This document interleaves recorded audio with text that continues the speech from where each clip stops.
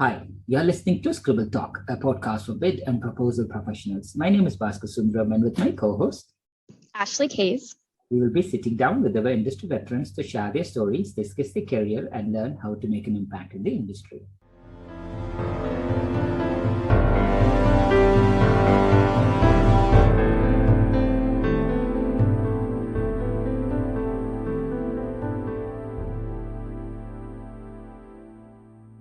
Today's guest is Sirima Sengupta. Sirima has been writing proposals for 9 years, starting her proposal journey in the Middle East and continuing it in Canada. She has developed a robust experience to write quality proposals in different business sectors, including oil and gas, engineering, procurement and construction, or EPC, oil and gas distribution, and federal government contracting. She started her career in the information technology industry and has also lived and worked in the US for close to 2 years. Having started from scratch in 4 different countries, she embraces challenges and thrives on learning. Sirima was the past membership director with APMP Maple Leaf chapter and is foundation level certified. She presently lives in Calgary with her husband and is grateful to be living in proximity to the Canadian Rockies. Wow. Welcome, Sirima, to Scribble Talk. Great to have you with us. Thank you for having me.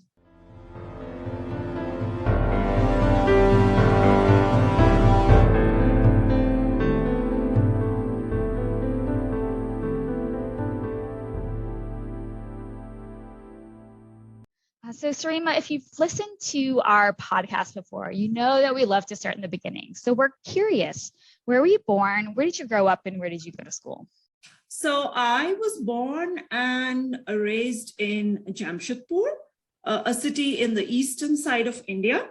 And I completed my school, so elementary and high school, 10th and 12th grades from Sacred Heart Convent in Jamshedpur, which is a Catholic school managed by a congregation of Apostolic Carmel nuns.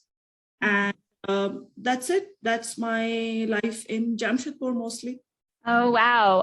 So from there, what did you do? Did you go on to continue education or start working? From there, I did 4 years of civil engineering from Jadavpur in Kolkata, which is also located eastern side of India. Oh, wow. So was your first job outside of those studies in that similar field?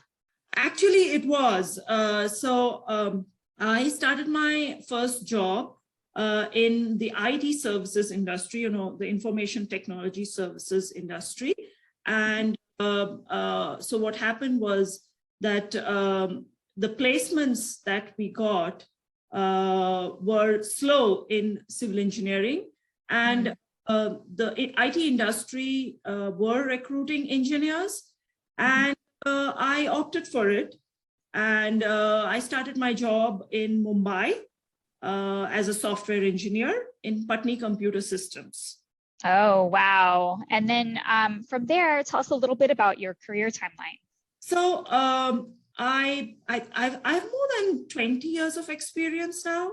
I started my career in IT, worked in India for a few years, then moved to the US in the same industry, worked there for less than 2 years. Then I moved to UAE and worked as, in the engineering product support role in EPC projects, and worked in that role for a few years, did my MBA, was looking for something different in my career at that point, and then moved on to the marketing team and started writing proposals. And then again, years, moved to Calgary and continued writing proposals in the oil and gas industry, in oil and gas marketing and distribution, actually. And I'm presently managing proposals for a small engineering firm. Wow. So what a fun entry into proposals. And it sounds like you've kind of stuck with it. Yeah, I did actually. I keep thinking to myself that I've moved around different business sectors, but I could not give up on proposals for the last 9 years, I would say. Oh my goodness. So over those last 9 years, are there any memorable proposals that stick out in your mind? So, honestly, every proposal is unique, and it has its own memories. But what I would say is that every time I submitted a proposal in a new business sector, it was always special for me, because when I moved to a new business sector, it was, or a new company or a new team, I was a little nervous at first. I had to have a good grasp on the product and the service line. Eventually when the proposal was submitted, I was like, okay, you can do this. So I would say that every proposal I submitted in a new setup was always special for me. Oh, yeah, absolutely. That's always fun, learning something new and applying those skills and submitting that first one in kind of that new area.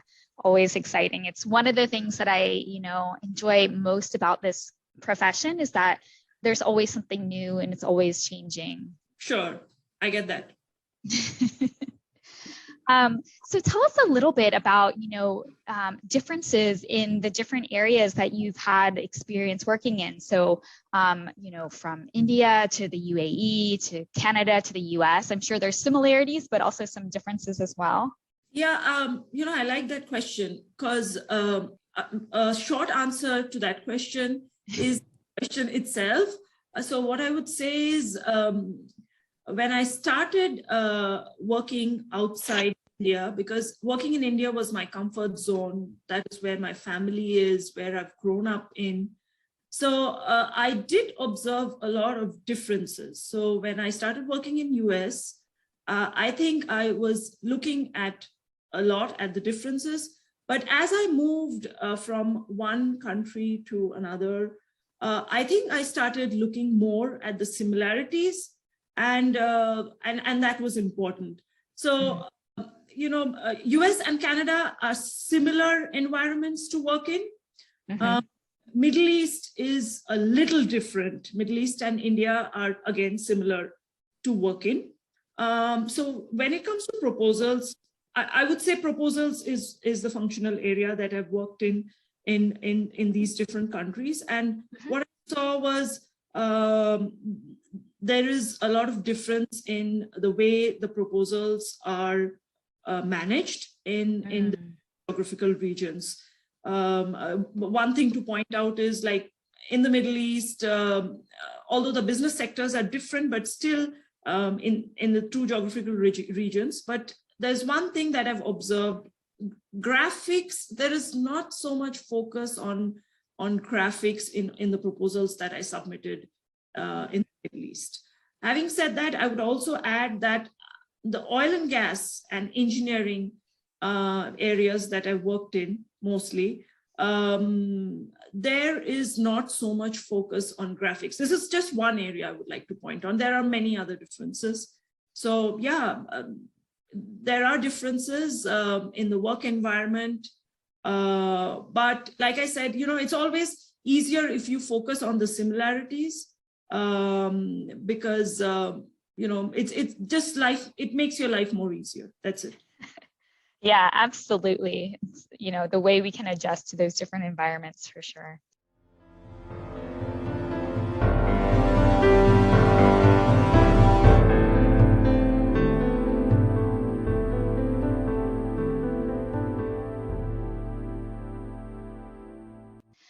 So Sirima, tell us a little bit about when you discovered APMP and some of your APMP journey.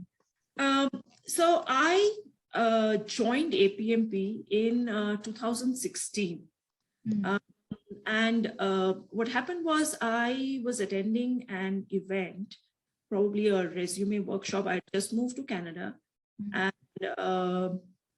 someone in that group actually mentioned that, there is an association of proposal professionals, and it would be helpful if you became a member. And when I heard that, I was like super excited. And I working in the Middle East, I had no clue that an association like APMP existed. And so I quickly got back and, Googled and checked APMP, and I thought that I have to join. And I did so as soon as I could. And after that, kept attending the webinars, associated myself with the local chapter, attended their webinars, the APMP Canada Maple Leaf webinars. And eventually, I thought to myself that, I should involve myself in the local chapter activities. And then I was part of the board. And somewhere in 2017, I appeared for the foundation certification. I achieved that. Once I joined the board as a professional development advisor, I was supporting webinars, and yes, I think I connected with you as well at one of the webinars. It was such a great webinar. I remember, Ashley. Oh, thank you. That was so fun. Yes. Yeah, it was. And that is my story with APMP.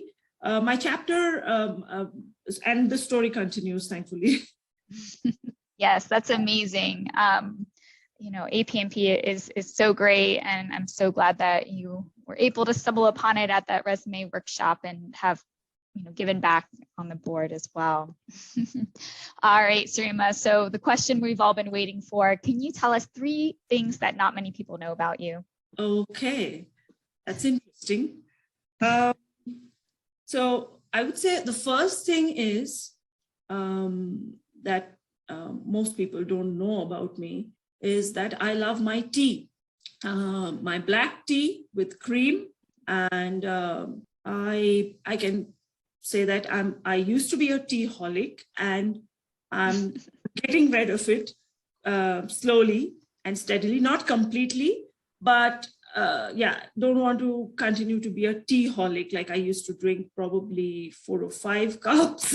Oh my gosh. A lot, I know, but I've reduced it to 2 to 3 now. So something that's been there in my life for almost ever. The second thing I would say is that my namesake is Sirima Vo Bandanaike. She is the first female prime minister of the world, and she was the prime minister of Sri Lanka. That is the second thing. The third thing, let me see. Okay, so I'm a huge admirer of the feature film, which is the movies, and I have watched a lot of them. Like you cannot imagine how many I've watched, and that sounds very strange, but I love movies, and I've grown up on movies, and I've watched movies in different languages, and obviously growing up in India where there are so many different languages. So primarily I've watched Hindi movies growing up, but then I've also watched native language movies, the different regional language movies, and obviously English movies. So quite a few of them. So these are Oh, wow. quite interesting. Yeah, I'm sure Bhaskar will dig into some of those movies in this next round coming up. Thank you, Sirima. Thank you, Ashley. So, yes, Sirima. So, Let's touch the movies first, as Ashley pointed. Do you have any favorite movies, Sirima? Oh, that's a tough question, Bhaskar. That's a very tough question, honestly. It's, No? so, in India itself, there are, I don't even have a number, how many movies release every year. And same goes with Hollywood. So let me say, I can say that what's my favorite movie in the most recent, like the last 2 years. So I always try to follow, these days I like content movies, like movies with a good story. Not the very big budget movies, which is primarily for entertainment, like the Marvels or the Disneys. So I would say the Oscar nominated movies is what I some of them that I dig. So there was this movie called The Reverend, which is not recent, but I would still mention that because that was something. It had Leonardo DiCaprio in it, and it was special because, probably that was the time I moved to Canada, and it was shot, a big part of it was shot in Alberta, I think. So I would say The Reverend for now. Nice. So have you watched it? No, I haven't. I'm totally opposite to you. I don't watch. Okay. So have you ever cried at a movie? Oh my God. I'm very emotional when it comes to movies. I just get into them, and I think the question should be, how many movies have you not cried in? So yeah, I get very emotional when I watch movies. So, and my whole family knows about that. So that's really embarrassing, I think, but I do get emotional. Yeah. I think it's important because that's why I prefer to watch comedy movies and stuff. If there's a cartoon movie where, like Disney movies are notorious, for example, for where a child or an animal, had some difficulties and then finally they come on board and they win it, I would be weeping in a corner. And my wife and my kids would be like, "Daddy, are you okay?" And I'm like, did you not see yeah. that?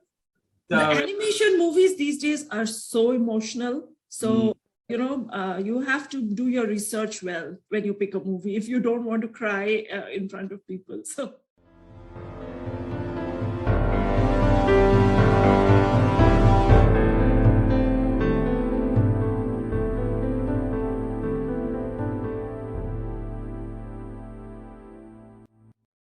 Totally. That's good. So, I'm sure you have some hobbies and interests as well. Sirima, talk us through some of your hobbies and interests, please. So, I would say I love hiking, and moving to Calgary. I try to. The first couple of years, I was hiking, but I would say mostly in summer.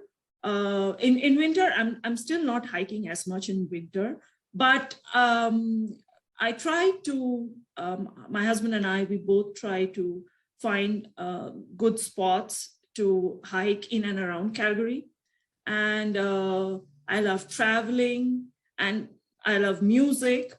So I am an amateur electronic keyboard player.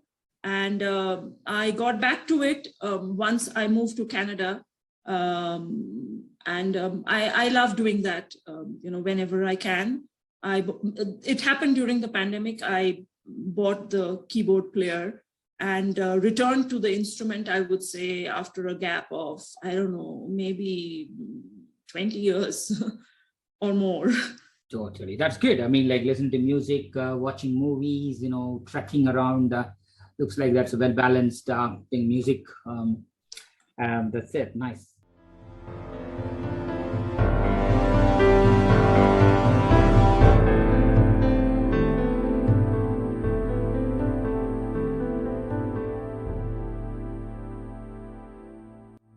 So let's officially enter the Nutters round in honor of Howard Nutt, or what we call the rapid random fire question round. And no right or wrong answers. It just comes anywhere. So don't think too much, just go for it. So What's the first thing you do when you're bored? Watch movies, I guess, but that's going to take a lot of time. Watch movies, listen to music. Right. Yeah. Okay. If there were no consequences for a day, what would you do? No consequences for a day. What would you do? Hmm. I think I would travel. I would travel and I would keep traveling. I mean, just keep driving till the road ends. And I think North America is very good for that. So I think I would start driving from Calgary and keep driving south, because north, I think it would be tough for me to drive north of Calgary. But I would keep driving south, cross US and reach Mexico. I don't think I can do that in a day, but still just saying. Got it. So if you're arrested with no explanation, what do you think your friends and family would assume that you have done? Arrested. Okay. I am not sure. I never thought about that. If I'm arrested, what would they think? Yeah, they would be worried about me for sure. But they might also be worried about the people where I'll be detained, because, I'm very chatty, and I would say they would be more worried about the people who would detain me. I think they would be more worried about the jurisdiction, because I can be very chatty, and sometimes when I start, I don't stop. So that is what I would say. So what's your most favorite animal in the world? Most favorite animal. Okay, right now, I used to have pets growing up. I have a pet of my own. My little sister, she owns a pet. She has a cat. So I would say a cat for now, because I met the cat when I visited India last year, and we had some fun times together. So a cat. Nice. What are some of the guilty pleasures that you're willing to admit? Guilty pleasures. Honestly, I am not that interesting at all when it comes to guilty pleasures. I'm not into alcohol. So I think what I see most of my friends, they have a lot of fun, because I'm kind of alcohol intolerant. My guilty pleasures are just my movies. I can watch movies back to back all day, like all day, 24 hours. I could probably try that, when I have nothing to do. I could probably just, if my husband's not at home, then I could probably keep watching movies and see how long can I do that. Binge watching. 48 hours or more. So that will be my guilty pleasure. Nice. Typical binge watching. That's good. Yes. If you could have dinner with any three people from history, who would you invite to and what will you cook? From history. Okay. From history. So let's say it's got to be one actor. So I think I would invite an actor from Hollywood, like Sidney Poitier, first. And what would I cook? Oh God. Yeah, it would be tough to cook anything for him, because most of the dishes that I cook, I'll cook the regular, what we have, the Indian thali. I'll cook and we'll see how he reacts. So that would be him. One would be Albert Einstein, because science student, definitely Albert Einstein. And the third one, I'm debating, between Madame Curie and somebody from India. Maybe my namesake, Sirima wo Bandar Naike. I would have a nice conversation with her. I would be like, you know what? I owe my name to you. And I would try to cook something South Indian for her and see if she likes it. That's brilliant. Three different personalities, and I can wonder what conversations you might have there, but sounds good. So would you rather be able to play every musical instrument or speak every language fluently? What superpower do you want? Oh, wow. Yeah, I would want to do both actually, Bhaskar. You've put me in a fix. Okay, I'll go with the instruments. I would like to play, if it's a superpower, then yes, I would like to play every musical instrument. Got it. If you could have a song play every time you enter a room, what song would it be? That again, by now you realize I'm not able to select one thing. That is for sure. So one song is again quite tough, but I'll just go with, there is a song by ABBA. It was in the movie Mamma Mia. Can't remember the song, but let's say one of the songs from Mamma Mia. Oh, nice. That's it. If you had to eat a crayon out of its box, what color crayon would you eat? Green. That I know. Yeah, green. That's one of my favorite colors. I'll eat green. Oh, interesting. That's good. If you were a kitchen appliance, which one would you be and why? Yeah, I'll be a knife because, that is, as a kitchen appliance, I cannot think of my life without a knife. So the kitchen appliance that I most, it's a tool, but I'll be the knife. That's good. That's good. What's the weirdest or the most unexplainable thing that has ever happened to you? I think life has its own journey. So, everything that happens kind of happens for a reason. Let's just say there was something that has stuck to my head. So my husband and I, we got married in a few months. Our careers led us to different continents, and he was living in UAE and I was living in the US. So, and it was our first wedding anniversary. And we were like, I'm not sure if you're going to meet. So I traveled from the US and somehow I got the leave. I traveled from the US and I had to travel to India first. And then because my company gave me a ticket till India. So I traveled till India. And then from Delhi, I traveled to UAE, Dubai. So, and there was something on my passport that did not allow me to travel. That's something part of the rules of the Indian government that did not allow me to fly. So, our wedding anniversary was in 2 days, and I was not allowed to fly on 2 days before, and somehow there was a fix, thankfully.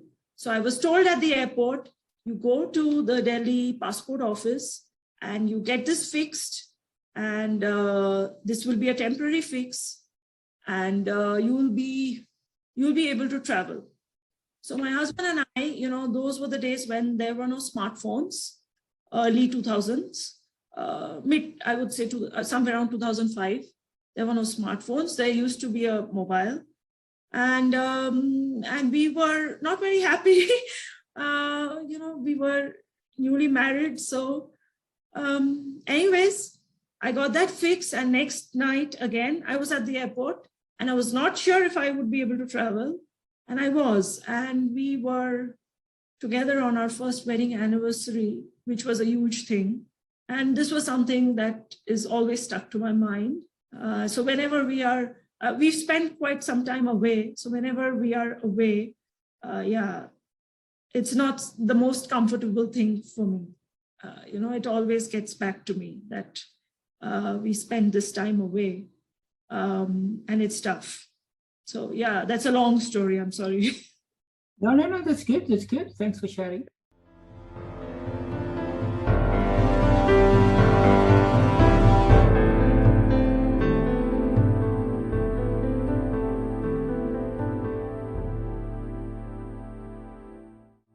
obviously you talked about your husband. So who are the people who have been the most influential in your life and career? In my life, I would say my parents. My parents, both of them worked very hard to raise me and my sister.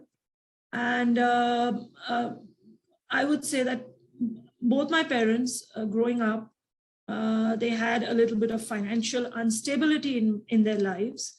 And they ensured that, we got all the opportunities that they could not. And that made a big difference in my life. And I would definitely say, so they are a huge influence on me. My sister and my husband, presently, they are the pillars of my life. And in my career, so there was a supervisor when I was working in the IT services industry, who has been a huge influence as well in my career. It was such an amazing leader. Whenever I read any leadership qualities that a leader should have, whenever I go through anything in something like what a leader should be, I always imagine him. So his name is Shoykot Lahiri, and I'm still connected with him. Nice. Thanks for sharing. And what's the one personal trait you like the most about yourself? One personal trait. I love talking. And and I could talk to, like, that personal trait I love about myself, that I like talking, and I like talking to people. I like listening to their stories. So I like listening as well. So I like knowing, what someone's story is. And that's the reason, Bhaskar, I really like that you are doing this.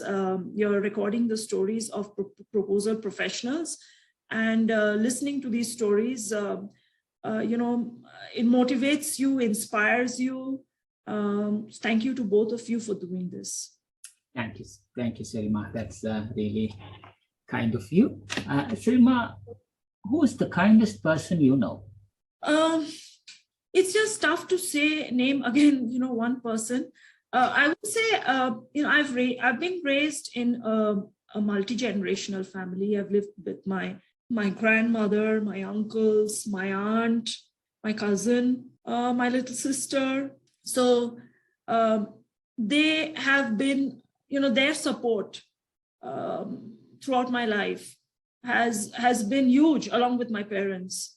I have to say the kindness and the love they have showered upon me has helped me, move along in my journey. Every time I've moved from one country to another, there wasn't any major support system available. I didn't have my family and living anywhere. When I was living in US, I was alone.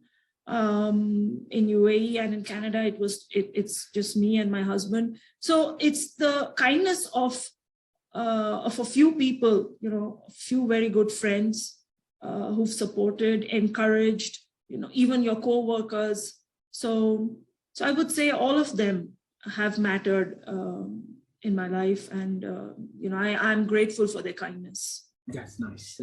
Nice to see you have so much blessings in your life. We wish those more and more relationships comes to your life, Sirima. So thank you, Bhaskar. Sirima, I know you have been in the industry for like close to 10 plus years now. What's that one common myth about the profession that you want to debunk? So whenever I've been in a proposal team, I've heard there have been co-workers coming up to me from different functions and randomly asking, so when are you going to win more business? This, I feel that, I don't know if this comes across as a myth, but I feel that you're not supposed to, just because we're submitting the proposal, there is a huge journey for that opportunity that everyone should be aware of, that there have been proposals that I've worked on the opportunity at the opportunity qualification stage. And then a year later, I worked on it as a proposal. But there have been many opportunities that probably came after 4 or 5 years or did not materialize at all. So if people think that it's the onus of the proposal professional to know how they can win more work and which opportunity is going to be won, I don't think they've done their research. So I would hope if people can be a little more aware that an opportunity has a huge journey, and especially in the oil and gas industry, it takes years for opportunities to materialize. So probably that would be one bit. Well said, well said. So what advice would you give bid and proposal professionals like yourself? I would ask them to stay motivated. I would say that a big part of my career, I had almost forgotten what my hobbies were. When I moved to Canada, every interview I was asked what your hobbies were, and I found it difficult to find them, actually. I mean, I had forgotten what my hobbies were. I knew it was music, I knew it was traveling, but I was not able to phrase it properly because I had completely forgotten about focusing on my hobbies. But these interests helped me to stay motivated and be curious. And I find beautiful ideas when my mind wanders. And I look for new projects to collaborate on and to explore more. So I would advise them to stay motivated and to stay curious and keep exploring, and you will find what your heart loves. That's a beautiful advice, Sirima. Sirima, we have talked about your early life career, your transition in 4 different countries, Maple Leaf chapter, people in your life, some random questions, and one advice to the bid and proposal colleagues. What's next for you? What are you looking forward to in your immediate future? To continue with APMP for sure, that is there. Then I'm sitting for the practitioner exam, and let's see how I do, which will be, probably in a month or 2. That's immediately in my future. Other than that, to continue on my entrepreneurial journey, to see where my federal contracting work takes me, and be open to interesting projects, continue to collaborate with people I network with, and find their journeys to motivate myself. And, you don't know what you don't know. So, keep exploring, just continue exploring, stay curious, and yes, work on my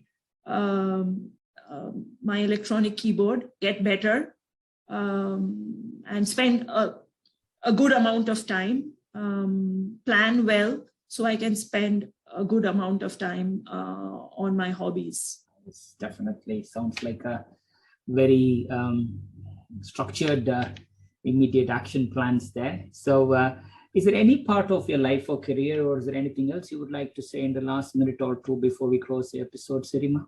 I think most of it is covered. I think I forgot to mention that when Ashley asked me, I think I rushed on that response, and I forgot to add that I was on the board as APMP Maple Leaf chapter board as the membership chair in 2021. In 2020, I helped on webinars, and that is when I interacted with Ashley. And that bit, I missed that. So just adding to that. Thank you for sharing. Thank you for contributing. So again, thanks for joining Scribble Talk. Sirima, wish you, your family, all your loved ones, and anybody whom you touch, including the APMP Maple Leaf chapter, your colleagues in the engineering firms, and all the movies that you're continuing to watch. Thank you so much, Bhaskar. Thank you, Ashley. Thank you for doing this. And please continue to do this. I love listening to the stories of the different proposal professionals.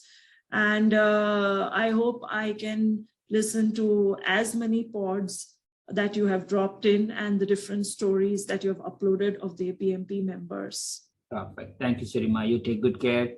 We'll speak to you soon. Thank you.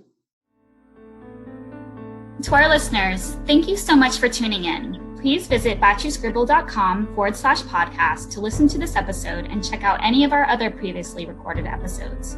If you've enjoyed today's interview, don't forget to subscribe, review, and share the Scribble Talk podcast.